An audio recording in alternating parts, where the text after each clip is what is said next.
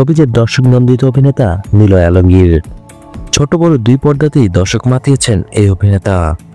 কয়েকদিন আগে পরিবার নিয়ে ওমরা পালন করতে গিয়েছিলেন সৌদি আরব। সামাজিক যোগাযোগ মাধ্যমে গত 8ই জানুয়ারি খবরটি নিজে জানিয়েছেন। ওমরা পালনের খবরটি প্রকাশ্যে আসতেই নানা মন্তব্যে ভরে গেছে এই অভিনেতার কমেন্ট বক্স। বিশেষ করে নেতিবাচক মন্তব্য যেন ঝড় তুলছে নেটিজনরা।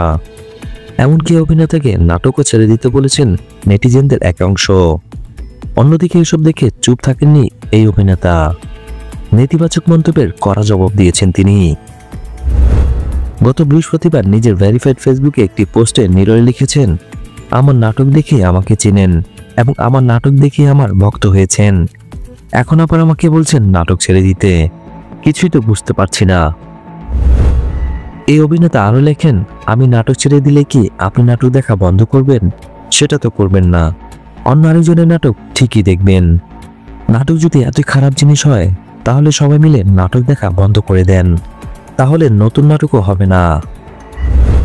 বর্তমানে ছোট পর্দার প্রভাব বেশি নিলয়ের। তার অভিনীত নাটকগুলো ট্রেন্ডিংয়ে থাকেন। কাজের মাধ্যমে দর্শকদের মন জয় করেছেন তিনি। 2009 সালে fair and lovely superhero super heroine প্রতিযোগিতায় চ্যাম্পিয়ন হন নিলয় আলমগীর। এরপর থেকে ছোট পর্দায় নিয়মিত মুখ তিনি। পরবর্তীতে মাসুদ কায়নাত অভিনীত বেলি রোড সিনেমা দিয়ে বড় পর্দা অভিষেক হয়, তবে নাটকে বেশি সময় দেন তিনি। ভিডিও ভালো লাগলে অবশ্যই লাইক দিয়ে যাবেন। পরবর্তী ভিডিওগুলোর জন্য অবশ্যই চ্যানেলটি সাবস্ক্রাইব করে রাখবেন।